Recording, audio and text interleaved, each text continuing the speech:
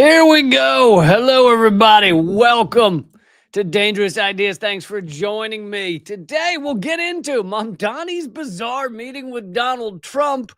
Was it useful or was it a dystopian clown show? Is it progress or is it just more of swirling around the drain? Let me know what you think in the comments. I have my own thoughts here. We'll get into in a second. Also going to get to there seems to be more of a push towards some sort of peace negotiations between Ukraine and Russia put forward by Donald Trump and Europe, and a lot of the pro-war faction of the U.S. ruling elite are freaking the F out. Keep it clean for the kids. Keep it clean for the kids. It is funny to watch them just they're totally unhinged behavior on like, what? The war can't end. Don't let it end. We're going to get into some of the details of that. Also, as if the COP meetings, the climate agenda meetings, were doing anything to begin with, COP has now backpedaled on climate action, basically offering no new plans. So we'll talk about that for a few minutes. I got a lot of stuff coming up, more on Israel. Yeah, just loads of stuff to bring you today. So please click thumbs up, click share, throw in a comment. Even if your comment is meaningless or dumb, it's still helpful. No one has ever posted a dumb comment, which I really like to see. But yeah, so let's do it. I'm not going to play much of the Trump Mamdani meeting, but I'll play a little bit, a couple of questions. You guys have probably seen snippets here and there. I got to be honest, when I first saw someone had posted like 2 seconds, it was like, or 3 seconds or something, on Instagram, I 100% thought it was AI. I was like, there is no way that I mean, maybe there's no way that Mamdani would agree to meet with him, but I was like, there's no way that lunatic wants Mamdani next to him in the White House. And yeah, not AI, actual IRL happened. And anyway, I'm sure you've seen these clips, but I'm just going to play. It's going to be very short, but here's the person asking, I think this is the one about calling him a fascist. I've been very open about that. He said, I'm a democratic socialist. Anyway. What's your reaction to that? I have to be honest with you, I focused very little on resolutions. Frankly, I've been focusing... I understand. I think the focus is on the work at hand. I can tell you I am someone who is a democratic socialist. I've been very open about that. And I know there might be differences about ideology, but the place of agreement is the work that needs to be done to make New York City affordable. That's what I look forward to. I love that admitting, he said, I'm very open about that. Admitting you're a democratic socialist is apparently like admitting that you do some naughty time with your dogs out back. You have a couple of chocolate Labrador retrievers out back that you have some kinky time with. Like, I'm open about that. Like, I came out to my parents as a democratic socialist. It really is pathetic that we've had to couch things like that, but that is the propaganda of our world, is like, I admit that I'm a socialist. Anyway, I'm gonna play a little more, but that line that you just heard, mainly what I was working on is affordability for New Yorkers. I didn't count them, but I guarantee you he said it 70 times in the span of this like 20-minute discussion, because it was all he has got that politician aspect on lock. No matter what they ask, is it true that you firebombed the orphanage of blind children? I'm here to talk about the affordability in New York City. Why did you want to kill the blind children? Because I'd like to talk about the affordability in New York City. That's what matters to New Yorkers. And it's very similar to Bernie Sanders and talking about affordable health care. Now, it clearly means he's a politician. It also does speak to what he's working on, I guess. So he's not lying that is what he's focused on. But anyway. I clarify that your answer to Stephen Nelson he asked about your comment calling the president a fascist, and your answer was, both President Trump and I have been clear about our positions and our views. Are you affirming that you think President Trump is a fascist? I've spoken about. That's okay. You can just say Okay. yes. Okay. Okay. It's easier. Yes. I have no idea what. There's a glitch in the video. I don't know. Maybe a glitch in the matrix. I don't know what two words were missing there. But you know, everyone's playing that clip, and he did an interview later where he said, "Yeah, like I still believe the president's a fascist." Now, here we get to kind of the crux of what this is and why Donald Trump would have this photo op standing smiling next to Mamdani. And we'll talk about why Mamdani would do it in a second. But fascism wants to take in and bear hug anything that it could find useful or anything that it could find threatening. Mamdani's popularity is threatening to Donald Trump, but it's also useful to Donald Trump. Donald Trump, I know some people think like, oh, this is his last term in office, so he's just doing whatever he wants, not even trying to get reelected. Bullshit. Donald Trump is obsessed with being loved at least of the people who voted for him.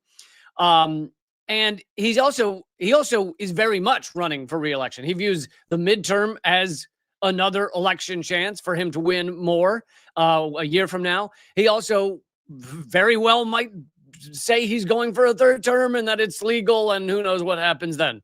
Who knows what kind of constitutional crisis happens at that point.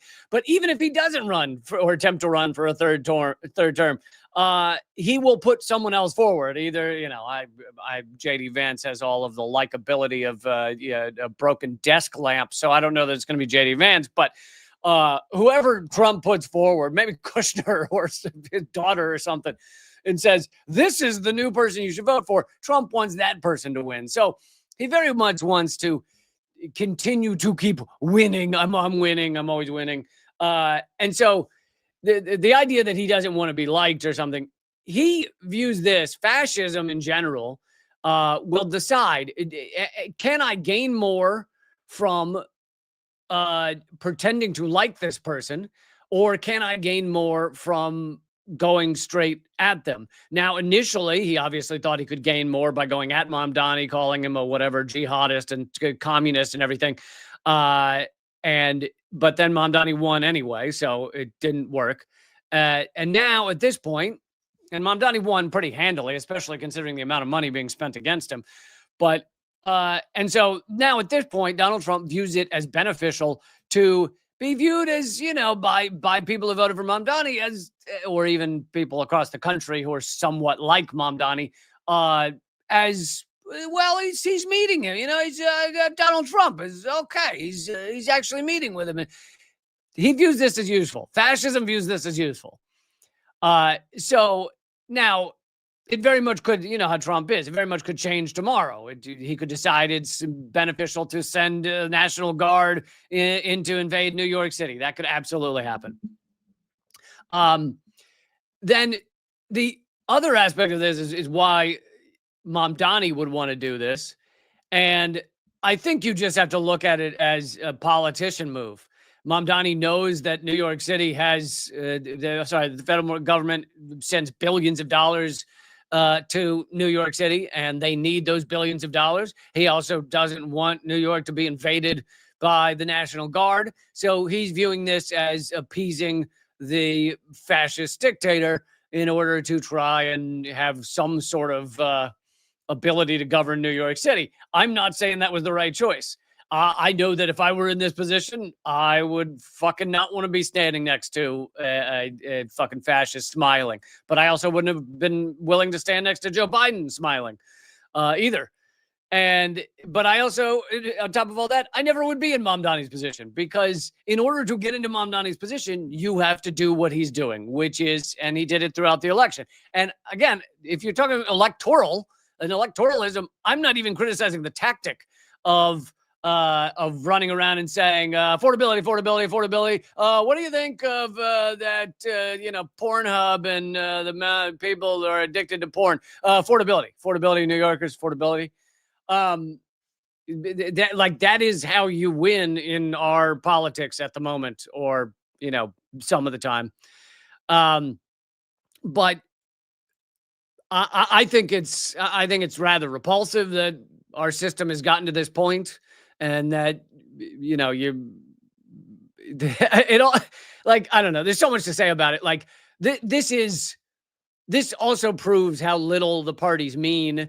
I also have said many times that you should meet with everyone. Like they love to say, "Oh my God, Donald Trump met with Putin," and it's like, isn't that what we should want in this world? Is that two giant powers in the world that could go to war and murder each other or kill humanity or are killing humanity with climate crisis, that they meet together and somehow come to some sort of agreement? Isn't that what we should want in this world? And hasn't that happened many times in the past? And most of the positive things that have come out of the two giant powers in the world have come at some sort of meetings. Like, that's what helps stop wars usually. So, I think you should meet with everyone. Now, should you do a giant smiling photo op like this? That's where I get a little uneasy, because I think this just puts a giant smiling stamp on fascism. But like I was saying, I would have felt the same if this were Joe Biden sitting in that chair. So, and I have said the same about various people acting all friendly and buddy when Joe Biden was in office. So, yeah. Should this be like, if you used to think Mamdani was awesome and now you think he's a clown, should that be how you view it? I don't know. I had said that there's a lot of positive things Mamdani has done, and he didn't back away. To his credit, he didn't back away from the word genocide. Someone else asked about, oh wait, is that the, yeah, actually that's the clip I'm about to play. So I'll play that clip. They asked him about essentially saying the U.S. and Israel are committing genocide. So, Sure. And you did a piece in all the 9 months around the world. I would like to ask Mr. Mamdani, you've accused the U.S. government of committing genocide in Gaza while President Trump was working on peace. Why that? I've spoken about the Israeli government committing genocide, and I've spoken about our government funding it. And I shared with the president in our meeting about the concern that many New Yorkers have of wanting their tax dollars to go towards the benefit of New Yorkers and their ability to afford basic dignity. And what we see right now is we're in the 9th consecutive year of more than 100,000 school children being homeless in our city. And there's a desperate need not only for... And move on to affordability. And affordability. So yeah, he did that many times. Also, do you like that little sleight of hand, sleight of word, where he goes, do you think the U.S. and Israel are committing genocide? He goes, I've said Israel's committing genocide, and I've said the U.S. is funding it. Well, doesn't that pretty much mean the U.S. is committing genocide? If you're funding and harming a genocide, are you not committing said genocide? So interesting. Sleight of word there by Mamdani. You could call these things sleazy. You could call these things tactical. I suppose it depends on your viewpoint. I often like to go off of actions. And I think it'll very much depend on whether Mamdani's actions start to change so that he can make Trump happy. And it'll, by the way, for those of you that haven't really been paying attention to this, Trump is dealing with the other side flipping the fuck out. That Trump would meet with a jihadist communist. It's fucking crazy. So, yeah. But I think it mainly is just the U.S. Imperial Clown Show being the Imperial Clown Show. And I don't think we're so far seeing a lot of difference from Mamdani, but I think you got to go off of actions. Standing there for a photo op is an action, but mainly we have to go off of actions that we see as mayor of New York. And I certainly understand and see the point of the people saying that this just gives a giant smiling face to fascism. Like, oh, we'll stand next to him and act, hey! I understand that, and I would have felt the same with Biden, whereas some people only think it's because of Trump. You shouldn't stand next to Trump and smile, but you can stand next to any other unhinged imperial rulers of the United States and smile next to them, and that's fine. But yeah. So I think that's all you really got from that bizarre meeting that I totally thought was AI. I was like, there's no way this is real. But Trump is a clever political player, and he, at the moment, thinks it'll benefit him to look a little bit moderate, at least willing to talk to one of the most popular politicians in America right now, Zohran Mamdani. Okay, let's get to this peace plan between that Ukraine hates, that Trump has put forward between Russia and Ukraine. Europe is flipping the fuck out.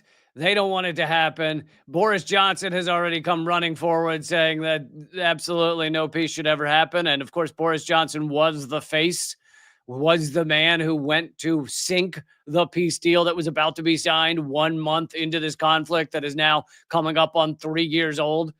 So he has the blood of hundreds of thousands on his hands. I wonder if his hands are sticky at all. Do you think he has to wash them, or how do you think that works?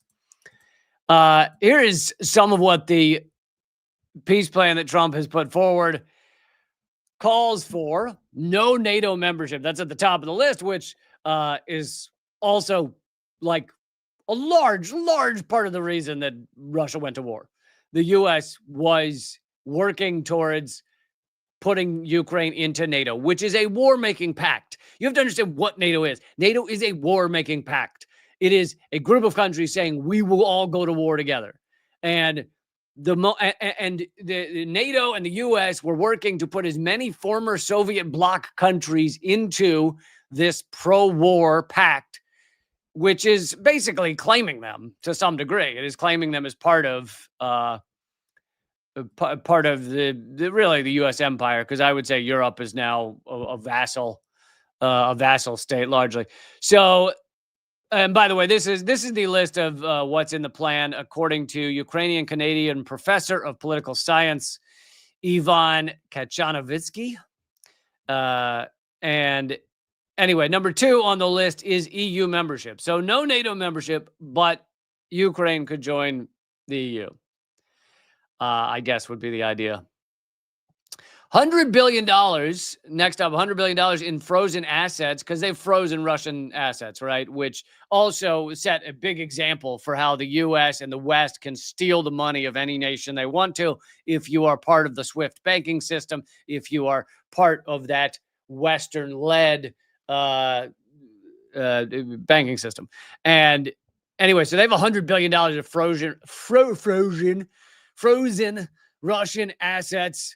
And the plan would give that $100 billion to Ukraine's reconstruction. So $100 billion stolen from Russia, given to Ukraine.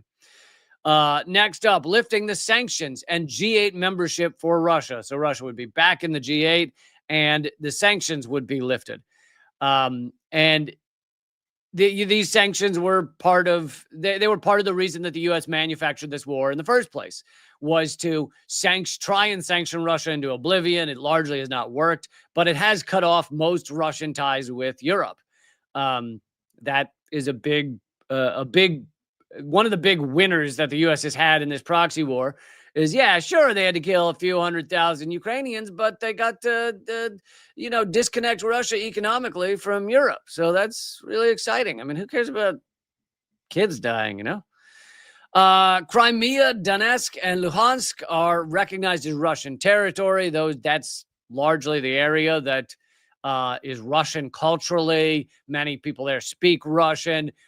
Even prior to the 2022 invasion, Nazis and pro-Ukraine forces were murdering people in those regions because they were too Russian, because they were speaking Russian. This also speaks to how garbage the idea nation states are. I think nation states are largely a brain parasite. So, if you want to be somewhere and say, I feel Russian today, then you should be able to do that. It's your brain. Feel however you want. If you want to say, I feel totally American, then okay, feel that. What's it matter where someone made up a dumb border and changed it, depending on whatever. Oh, the river moved, so now the border's there. oh, somebody, fought over this. So we're moving the border there. Kherson and, oh God, I can't pronounce this. Zaporizhia are frozen along the current line of contact. From the part of Donetsk Oblast currently controlled by Kiev, Ukrainian troops are withdrawn. This territory receives international recognition as Russian and is declared a demilitarized zone under Russian control. Both sides undertake not to change borders by force. NATO does not deploy troops in Ukraine. NATO fighter aircraft are stationed in Poland. Russian legally enshrines a policy of non-aggression towards Ukraine and Europe. Let's see if I should go through all these. The U.S. and Europe launch a major investment package for the reconstruction of Ukraine. Yeah, an investment package, and at the same time force them to sign a deal that gives up whatever it was, like $500 billion of rare earth minerals. So we'll help you reconstruct yourselves as we steal all your rare earths. And another point that is obviously not in this peace agreement, not even mentioned in this peace agreement, is that more land in Ukraine has been bought up by corporate interests since this war began than has been lost to Russia. So Russia has gained some Ukrainian land, right, during the fighting.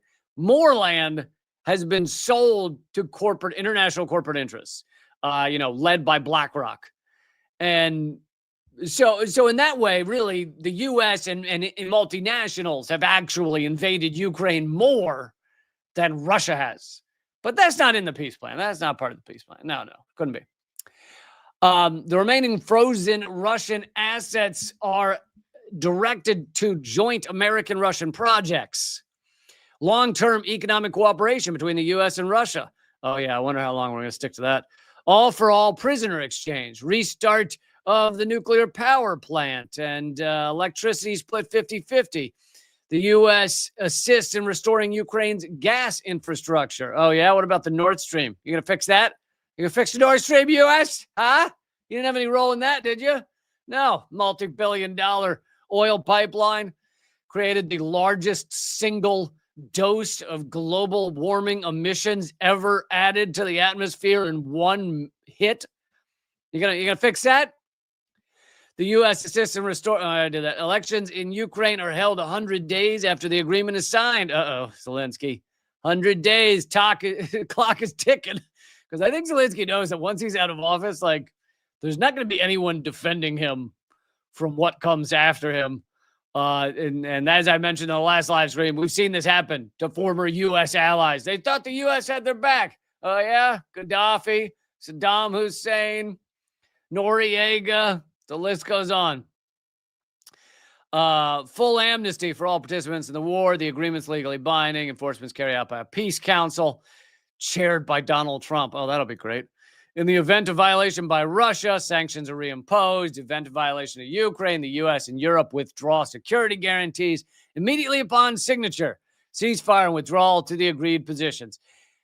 This sounds like just about whenever this war ends, whenever this proxy war that the U.S. created, funded, armed, and manufactured, whenever it ends, I guarantee you the deal will look just about like this. There might be some slight tinkering on the edges, but it'll look just about like this. And the many of us were saying this from day one. This thing, whenever it ends, is going to end at a peace table, and there's going to be an agreement, and it's going to look a lot like this. And here we are with Trump putting this forward. And of course, Boris Johnson, Europe freaking the fuck out. This is from The Dissident. Boris Johnson says the UK should block a peace deal in Ukraine, just as he did in April of 2022. And he's trying to do it again. Here's from Aaron Mate. Give you a little more analysis. By the way, New York Times, Washington Post, all these mainstream U.S. outlets, I'm sure CNN, Fox, well, maybe not Fox News because they like Donald Trump, but CNN, I'm sure, MSNBC, are just hair on fire saying Donald Trump's doing what Russia wants. Yeah, what do you want? You just want Ukrainians to die forever. Okay, awesome. Love it. I love that for you. Aaron Monte, everyone shrieking that the new U.S. peace plan betrays Ukraine has in fact betrayed Ukraine. He means all the people saying that are betraying Ukraine by exploiting its division, backing a coup, sabotaging reasonable diplomatic opportunities, and using it to bleed Russia. Zelensky said something similar back in March of 2022. This was the month that Russia invaded Ukraine. Zelensky said, there are those in the West who don't mind a long war because it would mean exhausting Russia, even if this means the demise of Ukraine and comes at the cost of Ukrainian lives. Yeah, funny, Zelensky. You have done exactly that. You have fed exactly into that plan. And now we've seen this proxy war go on for almost 3 years. Here's an interesting tidbit that I've heard barely anyone mention. And this is from Craig Murray, the well-known British diplomat who has been, he was even imprisoned by the UK. Did I say US diplomat? UK diplomat. Basically for just being awesome, for calling out empire and being pro-Palestine and everything else. Anyway, Craig Murray says, this is from the Wall Street Journal, that the big pushback from Ukraine on the Trump peace plan behind closed doors is not against loss of territory. It's against an audit of the tens of billions of disappeared dollars of Western aid. And I had done segments, I mean, it was a while ago, but segments on this missing aid.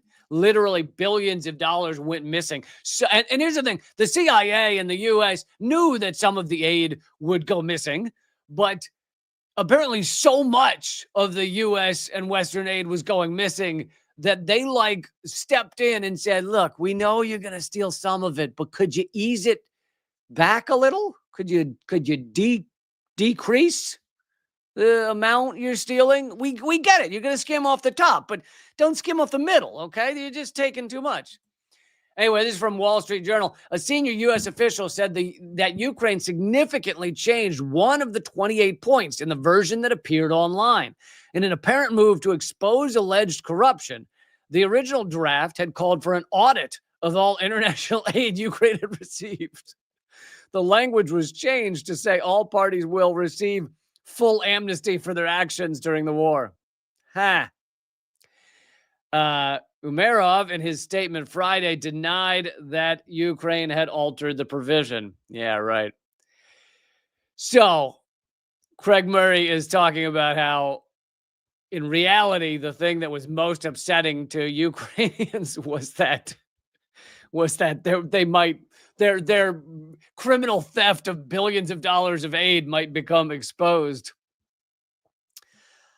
But so, you know, the ruling interests in UK and US and Ukraine, they might succeed in holding this thing off for a while, but at the end of the day, it's gonna look a lot like this. The peace plan is not going to change that much. It's going to look pretty similar. I'd be shocked if it didn't. Okay, everyone click. Sorry, I got stuck in a glitch there. Click thumbs up, and I'd love it if you'd hit subscribe, even though, God, are we suppressed on YouTube? We are more... I don't know what I did. I was already suppressed on YouTube, so I don't know what it was. A couple months ago, they were like, no, this is...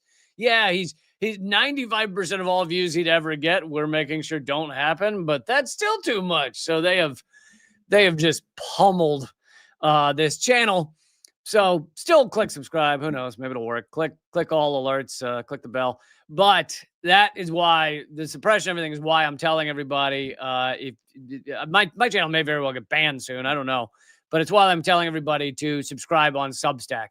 It's important to follow my stuff in multiple channels because this is it already has 95% disappeared on a lot of these platforms. I mean, Twitter, barely anyone sees my stuff. YouTube, barely anyone sees it. Instagram, similar. So Substack and my locals page. Those are the two things. Basically, Substack is just for if you want to subscribe and basically get an email about my stuff, my work, my columns, etc. And then locals page, leecamp.net, is if you want to be part of the community. If you want to join the community, support my show, be in the chat of the community members during the live streams. I often do extra segments for people at locals, all those things. That's at leecamp.net. It'd be awesome if you could subscribe to both. I understand if you can't do the paying subscription on both necessarily, but that would be amazing. And yeah, so Real Lee Camp on Substack. One word, Real Lee Camp. The full website is reallycamp.substack.com. I just put up a new column today. Actually, I might end up talking about it if we have time. I don't know that we'll have time, but debunking the New York Times anti-Venezuela garbage is my latest column. Went up today. Totally free to read.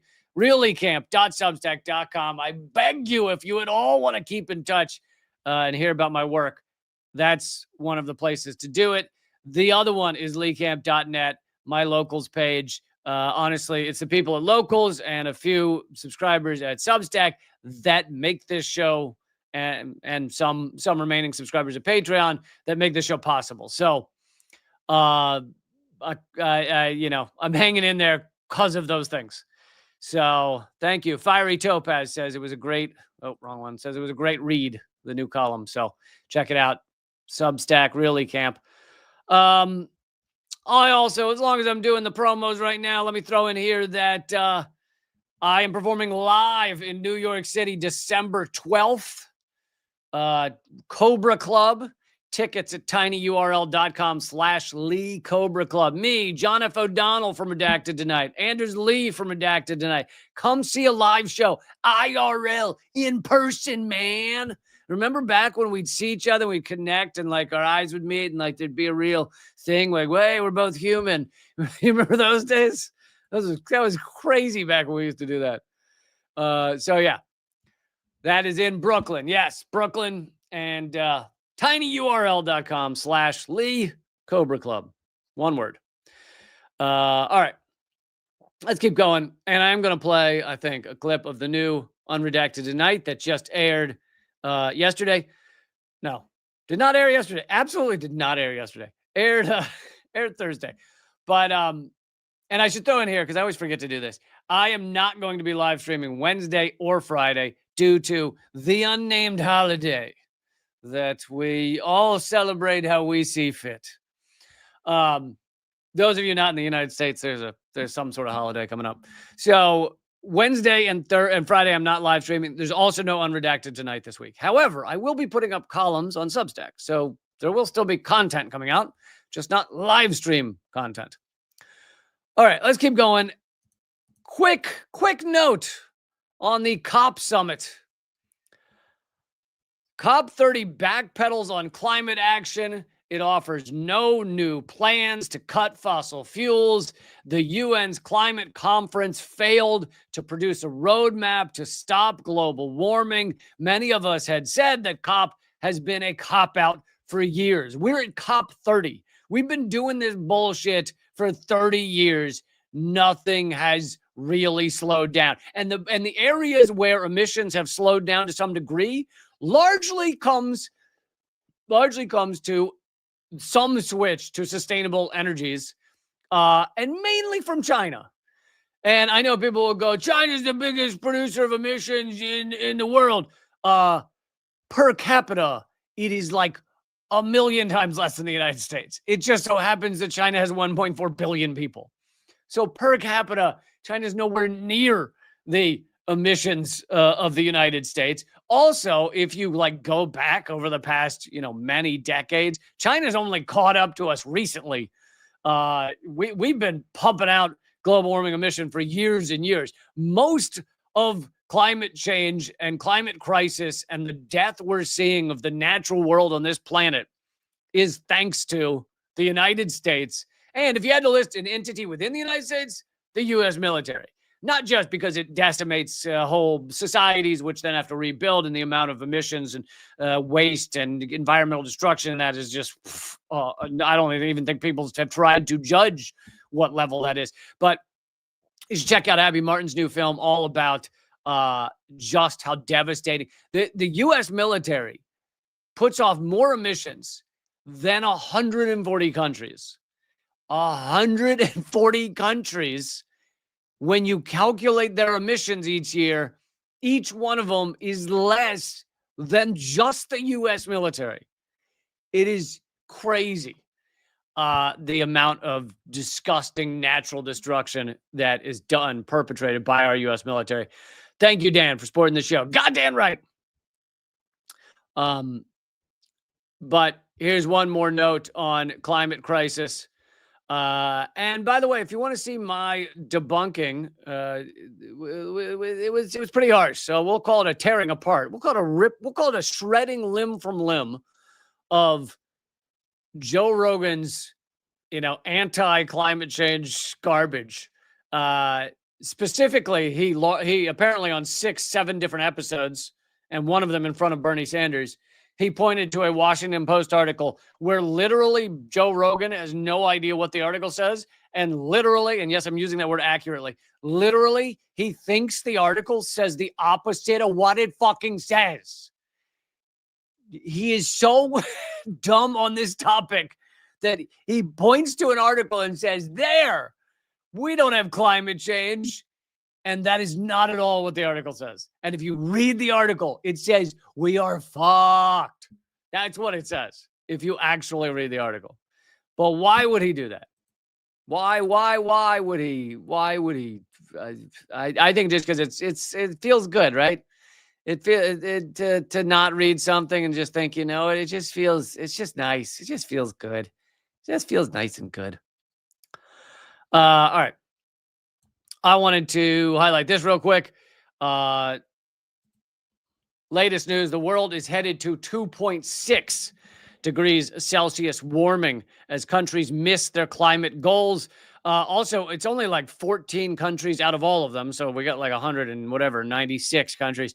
Only 14 have done, like, even submitted a proposal to the latest COP conference to explain how they'd be, decreasing their emissions. World headed for 2.6 degrees warming. And by the way, a lot of people said 2 degrees warming would be pretty catastrophic. And it's proving pretty catastrophic. For those of you who think, oh, it hasn't been that big a deal, there are hundreds of millions of climate refugees today. Hundreds of millions of people around this planet have moved or are fleeing or have seen their houses float down a fucking river. That's today. So what do you mean? The world remains on course for a disastrous 2.6 degrees Celsius. Also, I'll throw in here, the Earth has already breached 7 of 9 planetary boundaries. Despite their pledges, governments' new emission-cutting plans submitted ahead of COP30 climate summit in Brazil have failed to significantly curb dangerous global warming for the 4th straight year. The report said that the 2035 nationally determined contributions so far submitted don't change the dial in terms of keeping warming to 1.5. This level of warming will surpass the limits set by the 2015 Paris climate, because as I've said many times, because a lot of people who didn't, who were anti-Trump but pro-Biden. I was anti the whole shitstorm. But we're anti-Trump but pro-Biden. A lot of them said, well, you got to vote for Biden because of the climate crisis. And it's like, yeah, Trump did take us out of the Paris Climate Agreement. However, the Paris Climate Agreement meant fucking nothing. As this article is saying, it has changed nothing. It has done nothing. It would literally, there are more signs for fucking oil companies and shit at the COP conferences than there are for any kind of green groups or green energy. It was created, or at least co-opted, by big banks and big oil from just about day 1, maybe day 2. I think they showed up day 2, really. According to new data from the Global Carbon Project, global carbon dioxide emissions from fossil fuels and cement are projected to increase by 1.1% in 2025, reaching 38 billion tons, which is a record. A decline in land use emissions means the global CO2 emissions 2025 are expected to stay roughly the same as 2024. Well, that's nice to hear. The report found that the land carbon sink, the part of human-caused CO2 emissions absorbed by plants and soils has recovered to its pre-El Nino levels after 2 unusually weak years. But as we've seen, the ocean is absorbing a lot of the heat, and the natural currents of the ocean are becoming weaker, and many scientists fear that they could stop, that the Atlantic currents could stop going the way they are, and the ramifications would be really fast. Like over a span of weeks and months, you'd see the temperatures changing drastically around the world, because those currents through the entire Atlantic take the cold water from way up north and bring it around to the world. And if that shit stops, things get ugly real fast. Like real fast. And part of what's also causing them to weaken is the amount of fresh water that's being dumped into the oceans by the melting glaciers that are melting at unprecedented rates. Honestly, the idea that there's still idiots out there that I honestly think it's just that it makes them feel good. It's like, I feel good because I say climate change is not happening. And so it makes things better for me. And I know that's how all of them talk, because I've spoken to all of them. But it's just cognitive dissonance. It's like, wow, it'd be really bad for my life and for humankind in general if this were true. So therefore, false. Okay. Let's keep going. Let's get to just a couple of things about Israel. Because I cover Israel like every fucking day, I don't really feel the need to go through it all every time. So instead, sometimes I just bring you a couple little things I think you should take note of. Here is Mohammed Safa. He's executive director at PVA English, main representative of the United Nations for ECOSOC, and accredited UN Geneva office.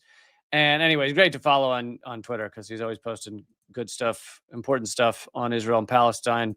And anyway, he says he posted this video, which is the best drone footage I've seen, most extensive drone footage of the severe destruction of Gaza.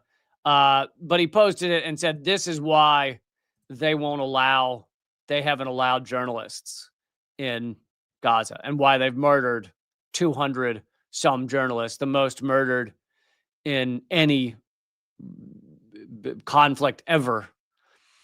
And for those of you listening to the podcast, it literally, there's not a building standing that isn't utterly decimated, pancaked.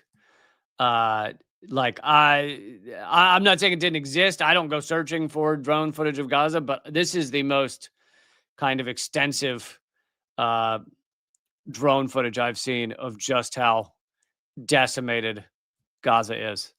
And it also just speaks to how this is a genocide. Like, this is not any debate about like, oh, they're trying to find Hamas or hit Hamas just is gone, is wiped away the moment you see this footage. There is clearly zero effort to try and hit specific targets. This is just decimating all of Gaza. That is all it is. So I wanted to show you that footage. And, the genocide continues. It's not over. Israel understands that it's better for their propaganda to like have it the way it is now, where most media outlets are covering it far less than when Israel was bombing endlessly. But they're trying to, they've already ethnically cleansed 58% of Gaza, and they're trying to kill the remaining people with starvation. A tiny percentage of the number of needed trucks actually make it in to the places where people live. But here's something you won't get from mainstream media. This is a video of thousands of Jews that traveled to occupied Palestine meaning Israel, to protest Zionism. These are, and I've featured videos by them before, but these are, I don't know if they appreciate the term sect, but this is a certain group of Judaism, of very religious Jews. Some rabbis have been from their groups have been contacting me on Twitter, and sometimes I'll play their videos. But they are very anti-Israel. They're anti-Zionism. They're anti-genocide, and they're very outspoken on it. I'll play a little of the volume.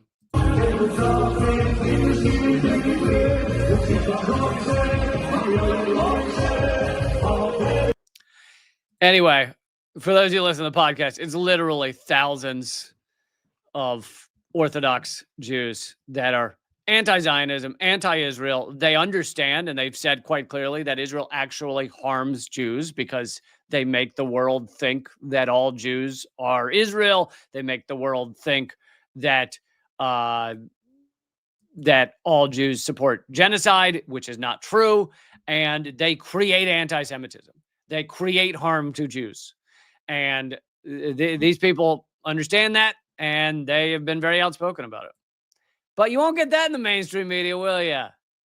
Or Israeli media, will ya? And here's just a fun tidbit. Alan McLeod posted this. I mean, not fun in what it reveals, but fun in that it shows you what Israel is. Alan McLeod decided to repost this. This is from 2021. So this is pre-genocide, or this version of the genocide. But this headline, tell me you can read this and not initially think it's fake. A new report in Israel revealed that 100% of Thai agricultural workers in Israel were sexually assaulted. 100%. To me, that says a lot of what type of experiment Israel's involved in. This is back in 2021. It's from the Business and Human Rights Resource Center. They said every Thai foreign worker that they spoke to has been sexually abused in Israel. Every foreign agricultural worker was sexually assaulted in Israel, according to a new report presented to the Knesset, that's the Israeli parliament, Special Committee on Foreign Workers. Shocking levels of abuse. Yeah, I'd say. Shocking levels of abuse were uncovered by the report, whose authors issued a warning that the state of Israel has abandoned these women. Abandoned or assaulted? I don't know if abandoned is right.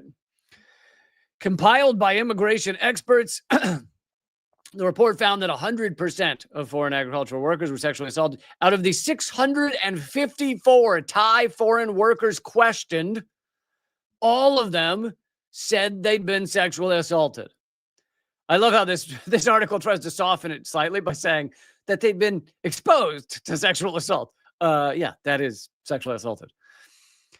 And here's the thing. So if you question 654 and you find it's 100%, then you kind of know it's probably close to 100% for all of the Thai workers. But let's give the benefit of the doubt and say, okay, well, they missed a few that weren't sexually assaulted. So the real number is 90%. Let's say the real number is 90%. We're giving them the benefit of the doubt. You know the number of Thai migrant workers there at this time, at the time when this report came out? 25,000. So 90% of 25,000 is some crazy number that I can't do in my head. It is a lot of fucking sexual assault. And that's assuming it's not 100% of all 25,000. Very well could be. And in which case I can even I can do that math. It's 25,000 sexually assaulted victims. But to me, that says something about what Israel is. To me, that doesn't just say something about Thai workers. It doesn't just say something about those who employ Thai workers. To me, that says something about what Israel is. If you create a genocidal colonizer apartheid state, it tends to be owned and run and populated by not great people. And again, in case you need me to keep saying this, I'm not saying Jews, I'm saying Israelis. It's a different thing. There's millions of us who are not Israelis. There are millions of anti-Zionist Jews, some of which I showed just a moment ago singing in a fucking arena. There are millions of pro-Zionism evangelicals. So get your terms straight. Thank you, Dan, for supporting the show again. Much love. Keep fighting.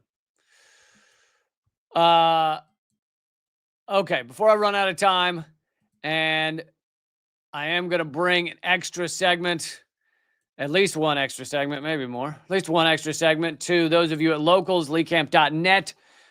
Before I do that, though, I want to play a brief clip from Unredacted Tonight. This is the one that aired on Thursday, so you can still watch it if you want, and I'm just going to show a couple of minutes of it. Basically, the most of it, I ripped apart Trump's trade deal with China and explained why China, what would be the technical economics term, has America by the balls. Yes, I believe that was first put forward by Keynes, what it's like to have a country by the balls. Anyway, here we go. I'll come back after this and switch things over. China breakthrough allows Trump to claim a win. He said he had an amazing meeting with Xi Jinping, rating it a 12 on a scale of 1 to 10. He said agreements were reached on access to Chinese critical mineral supplies, limiting fentanyl precursor exports and purchase of U.S. soybeans. Wow, sounds like a huge win. Go Trump. Let's not mention the part about how China had already stopped fentanyl precursor exports. They agreed to buy less soybeans than they did a year ago, and they agreed to give access to their minerals, which we already had access to until Trump stuck his greasy tiny hands into every trade agreement. So basically, we're back to where we were a year ago. Do I have that right? I have that? Yeah. Okay. Yeah. So I have that right. We're back to where we were a year ago with China, but a lot of random Americans got in the process. Okay. Got it. Awesome. Trump's like a tsunami. You know, he comes through, a bunch of people die or lose their house or watch their cat float away on a coconut or some shit. And then at the end, he's gone, but nothing has gotten better. It's all worse. Awesome. But at least during the meeting, Trump got to hold President Xi's hand for a long time. Look at that. That's great. You can tell Xi is just thrilled to be there. He looks like a girl who got guilted into going to prom with her nerdy stalker. Like, oh, okay, I'll go with you, but can you stop hanging around the bathroom after gym class? It's really creepy. While other countries caved to Trump's tariff insanity, China was basically the only one strong enough to stand its ground. Trump thought he could give China the economic equivalent of a nuclear strike. He increased tariffs an additional 145%. But rather than backing down, Beijing responded by restricting the export of rare earth metals and magnets to the U.S. At that point, Washington...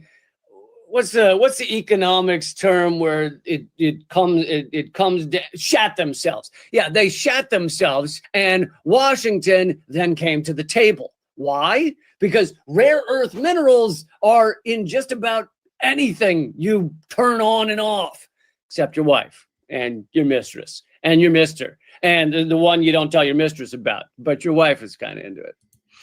Okay.